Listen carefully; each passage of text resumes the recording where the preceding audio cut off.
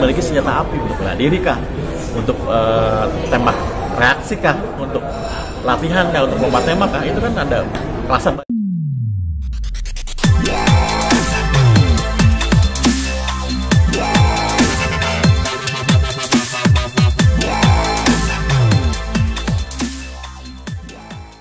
Gimana melihat dan menanggapi ini izin dari pemilikan Sanpi airsoft gun? Menurut saya airsoft gun ini kan mudah didapat ya. Kita beli di online kah atau di manakah itu biasanya sudah ada langsung KTA. Nah yang harus kita tanyakan ini, KTA itu kan dikeluarkan dari komunitas dong. Komunitas menembak misalkan A gitu. Nah pertanyaan saya, apakah si komunitas ini sudah mendaftarkan dia ke Perbakin? Kalau sudah dia terdaftar di Perbakin, artinya dia akan memberikan pengertian atau cara menembak yang kayak gimana, memberikan wawasan senjata itu tidak boleh dibawa ke tempat apa. Kan airsoft gun itu kan boleh digunakan hanya menurut yang saya tahu ya, dibawa, dimasukin box, dibawa ke tempat latihan, dipakai nembak. Tapi saat ini kan banyak yang bawa airsoft gun itu ditempelin di sini, bener nggak? Gaya-gayaan lo kan atau di mana, dan akhirnya terjadilah mungkin di luar itu namanya senjata.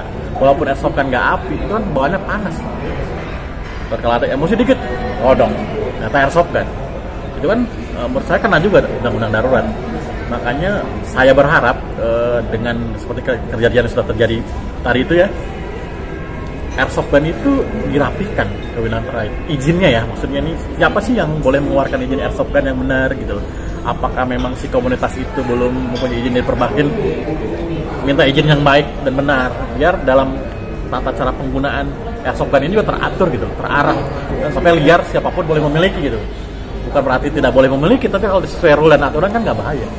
Kalau sekarang oke lah fine, airsoft gun yang biasa masih oke, tertolong. Tapi kalau airsoft gun yang sudah di-upgrade, itu bisa jebol juga, Bisa mematikan juga gitu. Jadi menurut saya minta ke pihak terkait yang berwajib, terutama polisi ya, Mabes Polri, untuk bisa merapikan terkait tentang izin kepemilikan airsoft gun ini. Karena lama-lama ini juga makin hari banyak kejadian yang gaya-gayaan, arogansi itu dari airsoft gun. Ternyata dia cek airsoft gun, terakhir kejadian yang pakai plat dinas itu airsoft gun juga kan. Nah ini kan menurut saya memang waktunya untuk dirapikan. Termasuk yang masih hangat nih, kondang nih, penembakan Habib Bahar. Artinya mudah sekali ya seseorang, bukan komunitas, seseorang pribadi, individu memiliki ini bang. Abang tanggapan seperti apa bang Habib Bahar ini? Saya tidak termasuk terlalu dalam terhadap kajian tersebut. Cuman saya akan mengomentari terkait dengan kepemilikan airsoft gun tadi. Bisa aja orang yang nggak suka dengan Habib Bahar dia membeli airsoft gun dengan di online kan, tampang menggunakan kata aja bisa digunakan sama dia kan. Sekarang saat ini siapa yang akan melihat selalu mengecek rapi tentang kata tersebut? Apakah ada sekarang aparatur pemerintahan nanya nih, negara ya, polisi nanya ke orang, lu ada KTA-nya nggak airsoft gun? Saya jarang deh mendengar ada suatu razia yang terkait KTA tersebut gitu. Jadi mungkin bebas-bebas aja tuh mereka. Nah, sekarang justru dengan kejadian ini kita harus saya pribadi dan organisasi meminta untuk itu dirapikan nih pelan-pelan. Minimal yang komunitas yang tidak ada izin dengan Perbakin, terdaftar Perbakin, mulai didaftar dengan baik, supaya untuk meminimalis tidak terjadi seperti ini gitu. Betul nggak? Terlepas apapun kejadiannya, misalkan apapun motifnya dengan terkait dengan Habib Bahar, menembakkan secara ilegal itu nggak boleh loh. Kan mau kayak orang lain, bener nggak? Tiba-tiba tembak aja gitu, walaupun itu airsoft kan kalau sudah di-upgrade, matikan, itu bahaya. Jadi menurut saya tolong mulai dirapikan dari saat ini ke depan. Karena yang banyak yang di jalan-jalan itu yang anak-anak muda, yang sosok jago itu semua banyaknya airsoft kan, yang harusnya ditaruh di dalam box, digunakan di tempat latihan. Sekarang dibawa-bawa di jalan, nggak bagus. Itu betul. Mungkin ada oknum yang melihat dari segi bisnis bang, benar nggak? Oh itu jelas pasti. Nah itu sudah tidak bisa berkomentar banyak kalau dengan bisnis. Tapi kan feedback kan kita lihat dong. Apa yang terjadi, jangan lihat keuntungan saja, tapi lihat nih, jadi fenomena di masyarakat sekarang dengan airsoft gun, feedbacknya bukan nggak boleh memiliki, boleh, tapi satu, kalau masuk komunitas yang baik minimal diajarin dong sama pelatihnya, bener nggak, sama senior yang duluan masuk, nih cara menembak bener gitu loh, ini loh menembaknya bener. Yang kedua, lu nggak boleh digunain tempat umum ya, dibuka-buka kan nggak boleh. Yang saya tahu ya, lu taruh di kotak yang baik, lu nih bahwa ini cuma buat tempat latihan loh, suka bukan buat gaya-gayaan. Minimal kalau masuk komunitas yang baik itu tidak akan mengajarkan tidak baik.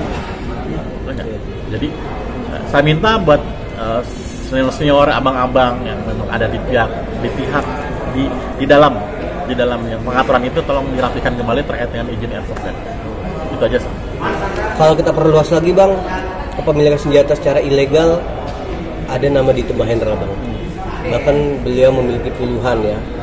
Tapi nggak diketahui apa alasan beliau itu memiliki itu bang.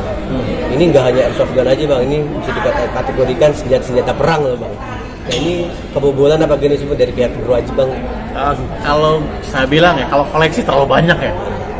Dan kalaupun koleksi harusnya juga pakai izin dong. Ini kan yang saya tahu yang baca di media tidak berizin. Gua nggak usah komen di situ. Yang jelas ini sudah melanggar. Dan dia pun juga tidak datang dong panggilan polisi kan. Sebagai warga negara yang baik harus datang dong. Buktikan kalau dia tidak salah. Kenapa dia nggak harus datang? Tidak menghargai panggilan Barreskrim. Ya buat Mas Tito datanglah kalau dipanggil Barreskrim, jelaskan kalau memang itu ada suratnya. Kalaupun enggak, berikan alasan dengan baik dan benar. Jangan sampai masyarakat ini berpikir aneh-aneh loh.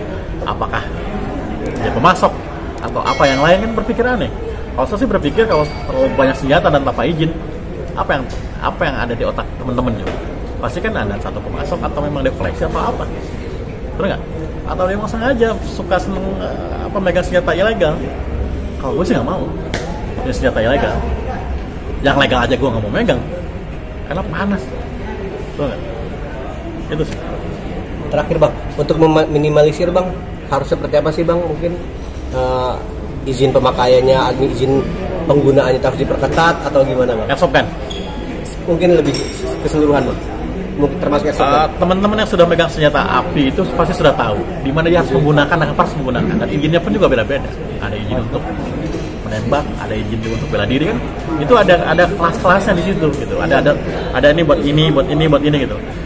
Ya artinya tetap harus berizin biar ada yang memberikan wawasan, memberikan penjelasan, memberikan pendidikan untuk cara menggunakan senjata yang baik dan benar itu seperti apa menurut saya. Itu aja. Ditekankan harus punya senjata yang legal, jangan ilegal. Biar ada satu penekanan cara untuk menggunakan senjata baik dan benar dan di mana harus digunakan.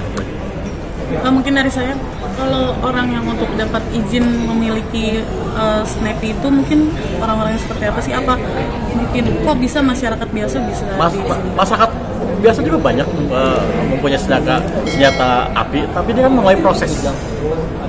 Dia kan proses dong, dia harus mau tahap-tahapan izinnya juga harus dikeluarkan kan Mabes Polri.